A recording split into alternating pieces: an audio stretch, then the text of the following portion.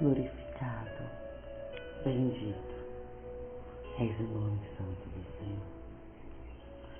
Reina, ó Senhor, reveste-se de majestade, de poder revestiu o Senhor e se cingiu. Firmou o mundo que não vacila. Desde a antiguidade está firme o teu trono. Tu és desde a eternidade. Levanta, ó rios, ó Senhor. Levanta os rios o seu bramido. Levanta os rios o seu frangor. Mas o Senhor nas alturas é mais poderoso do que o bramido das grandes águas, do que o poderoso vagalhões do mar. Fidelíssimos são os teus testemunhos. A tua casa convém santidade, Senhor, para todos. Deus de glória,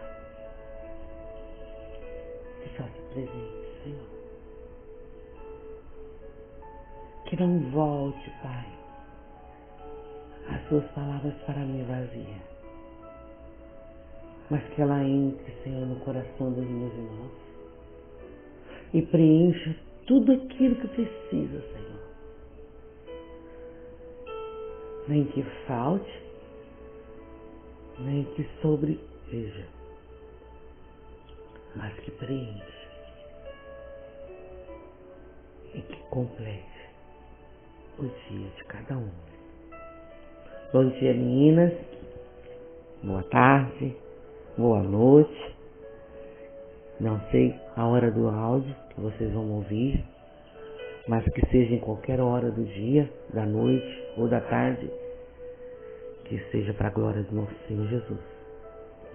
Estamos entrando no nosso segundo propósito do nosso livro Uma Vida com Propósito, de Rick Warren.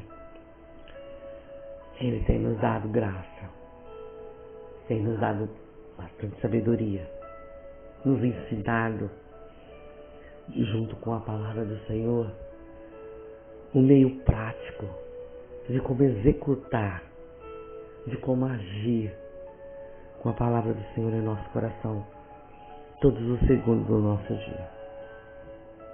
A palavra de Deus é viva e eficaz ao nosso coração. Ele traz aqui o título do nosso propósito.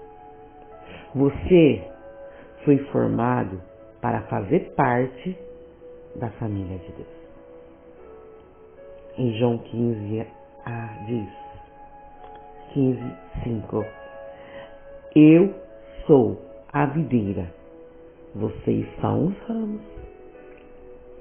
Em Romanos 12:5 ele nos diz, Cristo nos fez um corpo conectado com os outros. Dia 15. Formado para fazer parte da família de Deus. Foi Deus que fez todas as coisas, e todas as coisas são para a sua glória. Ele quis que muitos filhos compartilhassem sua glória. Se encontra em Hebreus 2:10. Você foi formado para fazer parte da família de Deus. Deus quer uma família e criou você para fazer parte dela. Este é o segundo propósito de Deus para a sua vida, o qual foi planejado antes que você nascesse. Toda a Bíblia revela a história de Deus formando uma família que iria amá-lo, honrá-lo e reinar com ele para sempre.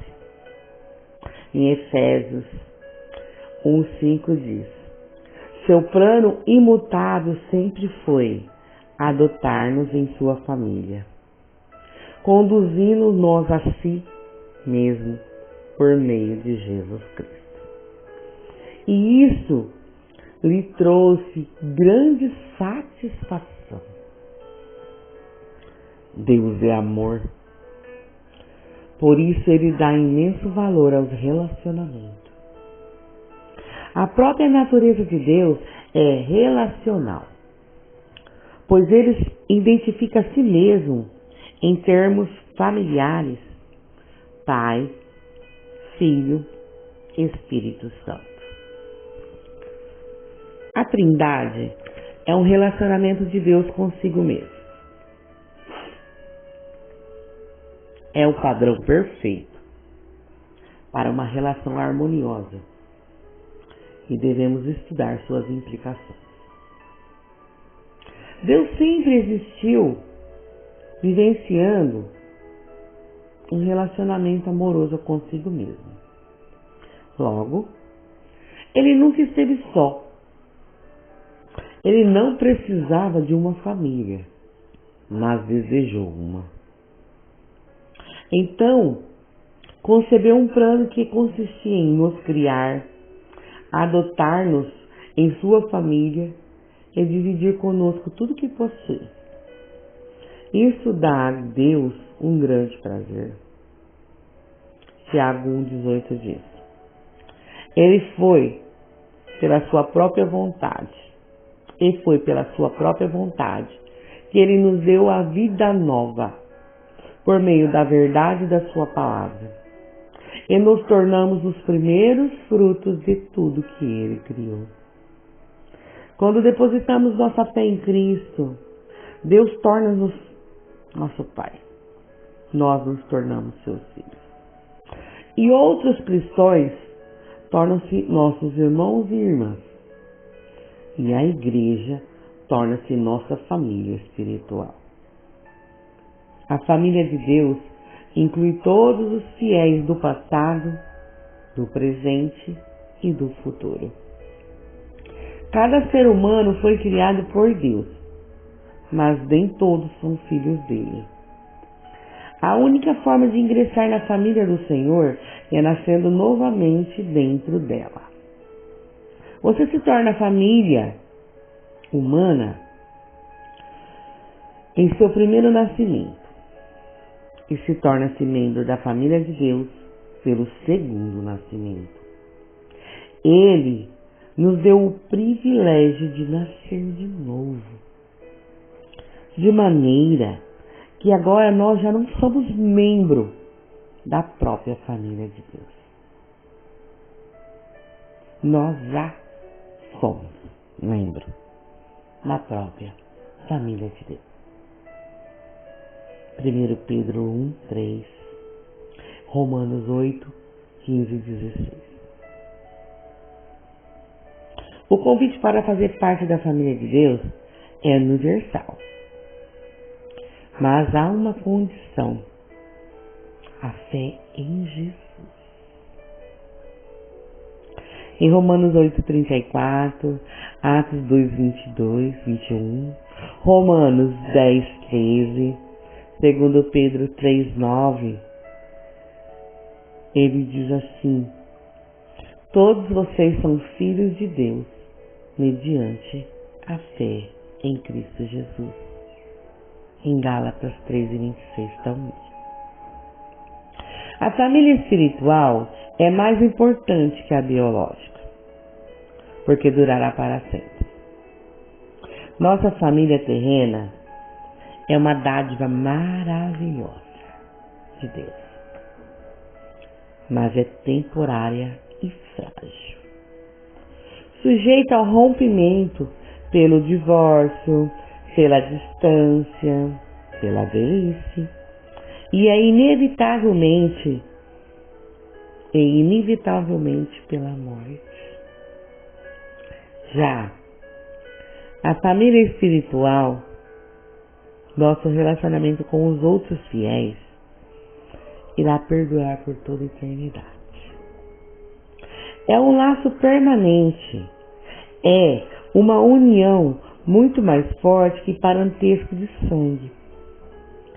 Sempre que Paulo parava para pensar no propósito eterno de Deus para todos nós, irrompia em louvores. Efésios 13, o 14 e o 15, ele fala: quando eu penso na sabedoria e na extensão de seu plano, eu caio de joelho e rogo ao Pai de toda e grande família de Deus. Alguns deles lá em cima no céu e outros aqui embaixo na terra.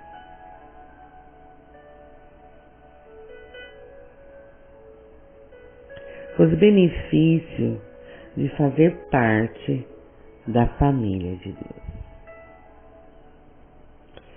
No momento em que você nasceu, espiritualmente, na família de Deus, recebeu alguns presentes espantosos. O nome da família, a aparência da família, os privilégios da família,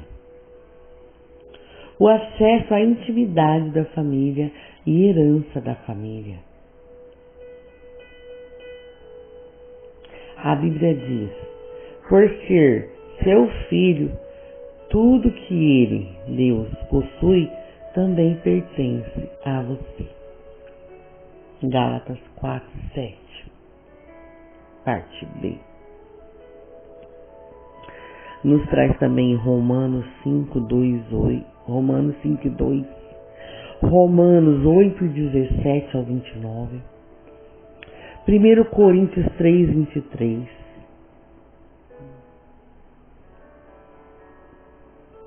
Efésios 3:12, 1 Pedro 15, 3 ao 5, 1 João 3:1. O Novo Testamento dá grande ênfase à nossa valiosa herança. O meu Deus suprirá todas as necessidades de vocês, de acordo com as suas riquezas em Cristo Jesus. Filipenses 4:19. Como filhos de Deus, temos parte da fortuna da família. Aqui recebemos bondade, paciência, glória, sabedoria, graça, misericórdia e poder. Mas, na eternidade, herdaremos ainda mais. Paulo disse em Efésios 1:18, quero que vocês recebam quanto é rica e gloriosa. Quero que vocês percebam quanto é rica e gloriosa a herança que Ele, Deus, tem dado ao seu povo. O que exatamente abrange essa herança? Primeiro, seremos levados desse mundo a fim de estar com Deus para sempre. Segundo, seremos completamente transformados para nos tornar como Cristo. Terceiro, seremos livres de toda dor, todo sofrimento e toda morte. Quarto, seremos recompensados e reassumiremos posições de trabalho. Quinto, participaremos da glória de Cristo. Que herança! Você é muito mais rico do que imagina. A Bíblia diz, Deus reservou uma herança inestimável para seus filhos. Ela está guardada no céu para você, pura e incorruptível, isenta de oscilações e da decadência. Isso significa que sua herança eterna é inestimável, pura, perpétua, é protegida. Ninguém pode tirá-la de você. Ela não pode ser destruída pela guerra. porém uma economia deficiente que por algum desastre natural. É por essa herança eterna, não pela aposentadoria, que você deve ansiar e se esforçar. Paulo diz em Colossenses 3, 23 e 24. Tudo o que fizerem, faça de todo o coração, como para o Senhor e não para os homens, sabendo que receberão do Senhor a recompensa da herança. Aposentar-se é uma meta sem grandes perspectivas. Você deveria estar vivendo à luz da eternidade. Batismo. Identificando-se com a família de Deus. A família saudável tem orgulho de si mesma. E seus membros não se envergonham de serem reconhecidos como parte dela.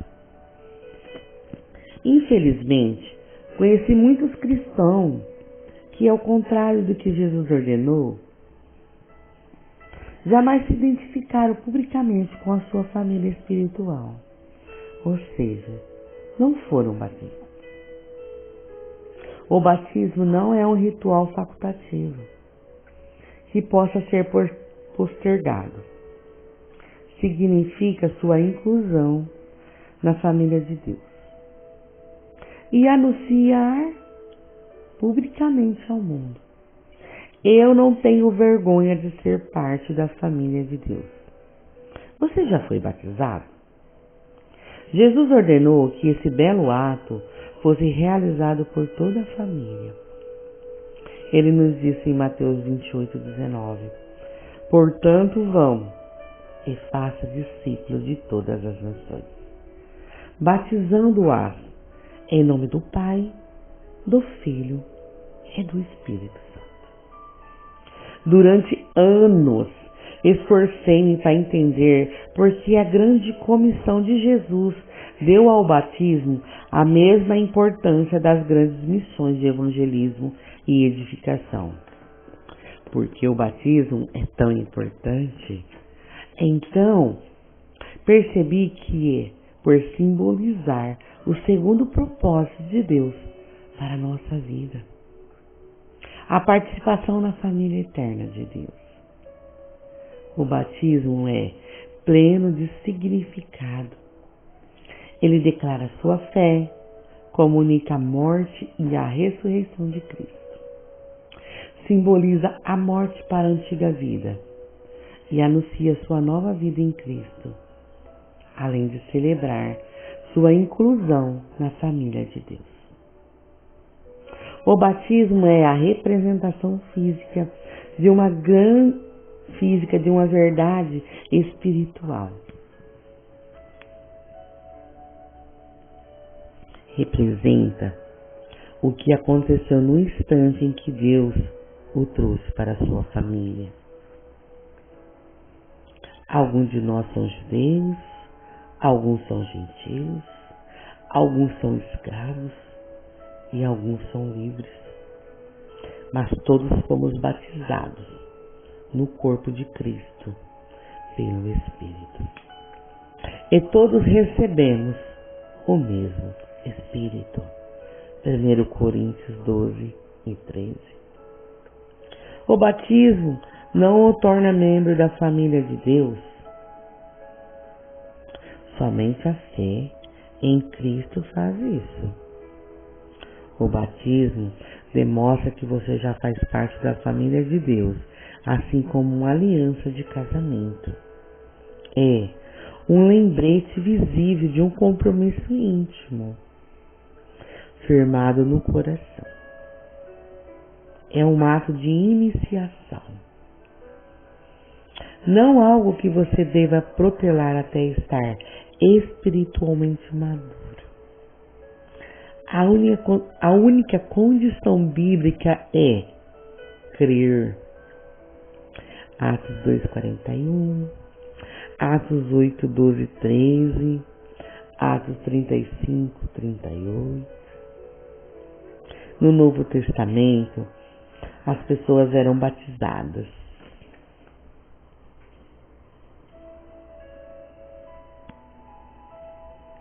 Assim que criam. No Pentecoste, 3.000 pessoas foram batizadas no mesmo dia em que aceitaram a Cristo. Em outro momento, um líder etíope foi batizado no mesmo instante em que se converteu. Paulo e Silas batizaram o carcereiro filipense e sua família à meia-noite. Não há nenhum caso de batismo adiado no Novo Testamento. Se você ainda não foi batizado com a expressão da sua fé em Cristo, faça isso o mais rápido possível, como Jesus ordenou. O maior privilégio da vida.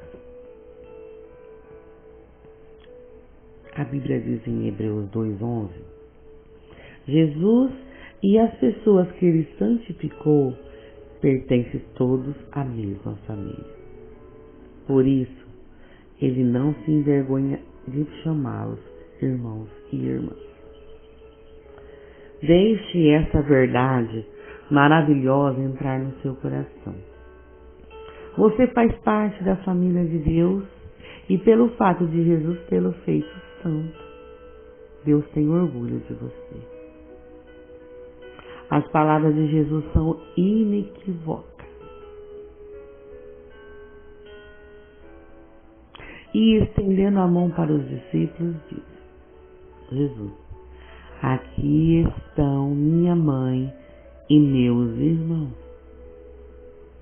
Pois quem faz a vontade do meu Pai que está nos céus, este é meu irmão, minha irmã e minha mãe. Mateus 12, 49 e 50.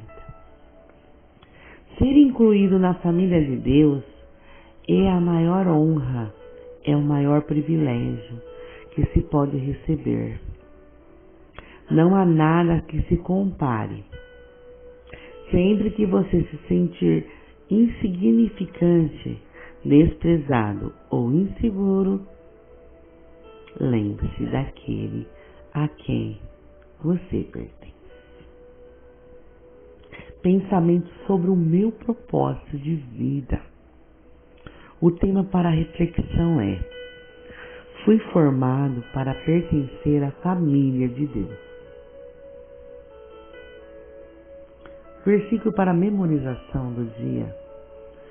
Seu plano imutável sempre foi adotarmos em sua família, conduzindo-nos a si mesmo por meio de Jesus Cristo. Efésios 1:5, parte A. A pergunta para meditação: como começar a tratar os outros cristãos como membros da minha família? Aqui se finda mais um dia do nosso segundo propósito. Que a graça do Senhor, que a comunhão do Espírito Santo fique com todos. Amém.